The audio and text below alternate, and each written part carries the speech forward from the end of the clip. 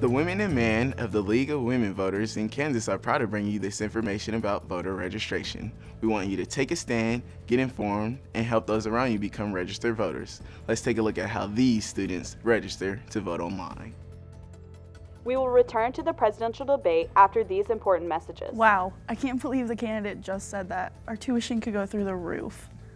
Now I see why we get extra credit for this. Our professor was right. It does matter who wins. I can't wait to vote. Me too. Election day couldn't come any sooner. I think there's a place to vote across the street from where I work. I'll just go there. It should be easy enough, right?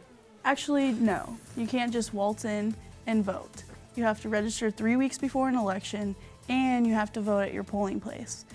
Did you not listen when we talked about it in government class? Maybe? Okay, maybe not. I had my mind on other things. I'm not really even sure if I'm registered or not. I did get something in the mail that said I was missing a document. Oh no, I learned about this in government. You might be on something called the suspense list and not even know it. Shoot, after listening to this debate, I better get it figured out. Am I even going to be able to vote? Well, let's check it out. On votekas.org, this is where I found my polling place. You can register here as long as you haven't reached the cutoff date. I didn't know you could do that. Will you show me how? Sure, it will only take a second. There's some different ways you can check, but here's a website for one. And here's what they were looking at on their phones. This is the voter view website that can be found on votekas.org. If you have a valid Kansas driver's license or non-driver's identification card, you too can start your voter registration online. Go to votekas.org. How does voter online registration work? This is the online voter registration application. If you do not have either of these documents today, you may register to vote using the paper form. You can print this out, complete it, and mail it to your county election office with your proof of citizenship. Let's go back to the main page. It is essential to know you must re-register each time you change your name, address, or party affiliation for voting. If you are registering for the first time in Kansas, you must submit evidence of U.S. citizenship. If you forget this step, you aren't registered. We don't want any of you to have any surprises on election day. Here's a list of acceptable documents: a birth certificate, passport, adoption papers, and others. If you have a name change for any reason or a change in sex, your original document isn't sufficient. You then will need to explain why the name or sex is different than your birth certificate or citizenship document. You can do so by completing an affidavit. The applicant may sign the following affidavit and submit it to the county election officer or secretary of state. Remember, this is if you change your name for any reason or the sex that is listed on your birth certificate is different. Be sure to complete this form and send it in with a copy of your citizenship document. Don't send in your original birth certificate or official citizenship form. Just send a copy along with this affidavit. If you were born in Kansas, you can get one free copy of your birth certificate by filling out the application in this form. If you were born in another state, here are the addresses for offices of vital statistics. Now back to voter registration. This citizenship documentation is a big deal, so please be patient. It won't take that long. Do not submit a Kansas driver's license or non-driver's identification card because neither proves citizenship at this time. One quick thing is, you can take a cell phone picture of your citizenship documents and email, text, or message them to the county office. You can also upload scanned documents at the end of this process. Mail, fax, email, or hand deliver a copy of your citizenship document to your county election office. Contact information is found on votekas.org in the voter registration kit. Now, it's time to sign up. You will have 4 sections: verify your voting eligibility, your identification card, enter your personal information, review, and submit your information. If you forget your application, you will be on the suspense list. That is a list of people who started to register but didn't finish.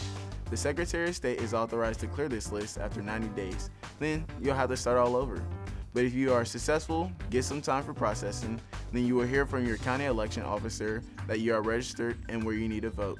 Or if you have forgotten something and need to fix it. You can also check online to be sure you are registered. One more thing, don't forget to bring a government-issued photo ID with you when you vote. Your Kansas driver's license or Kansas non-driver's ID will work. If you are at a state university, so will your student ID. You're on your own now, just get it done.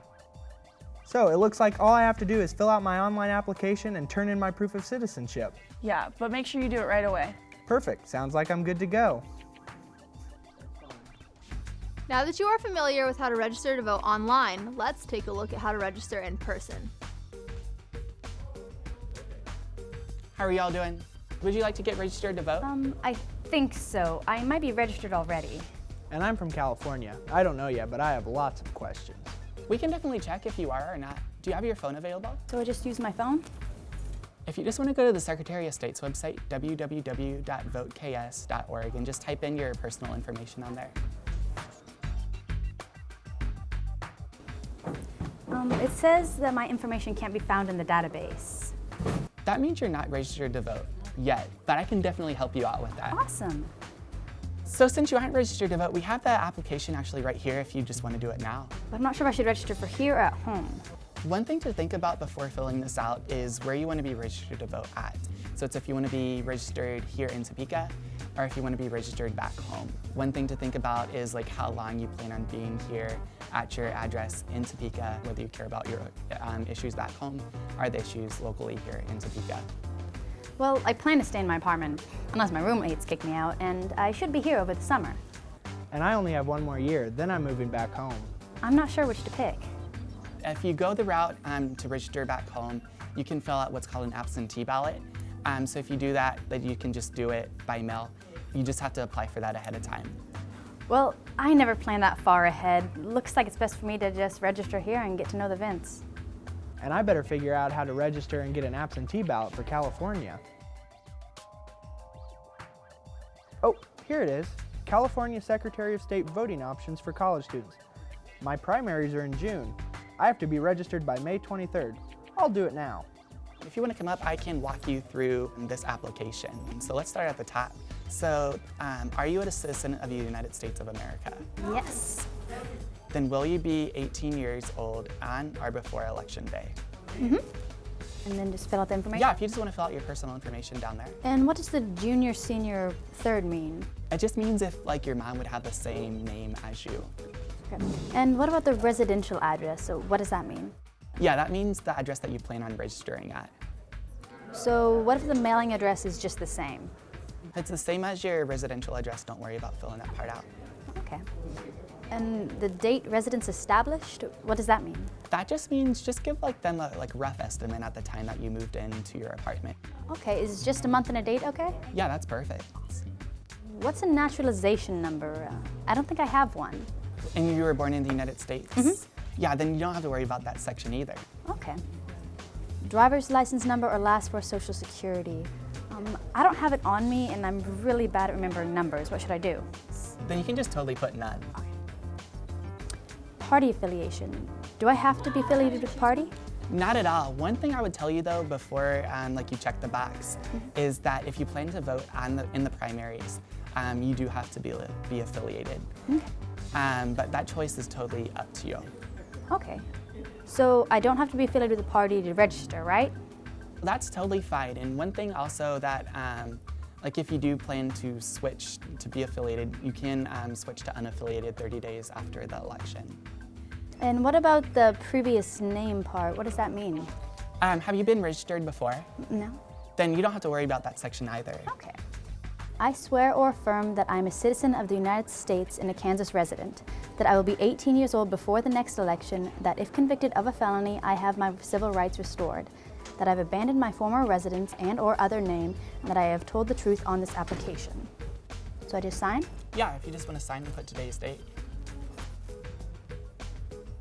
Is that all?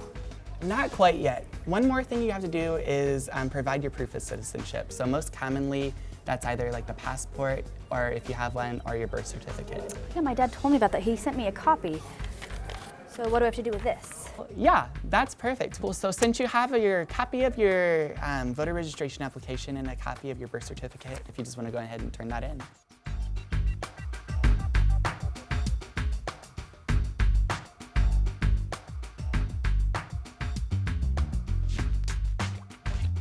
Is there anything else I should know?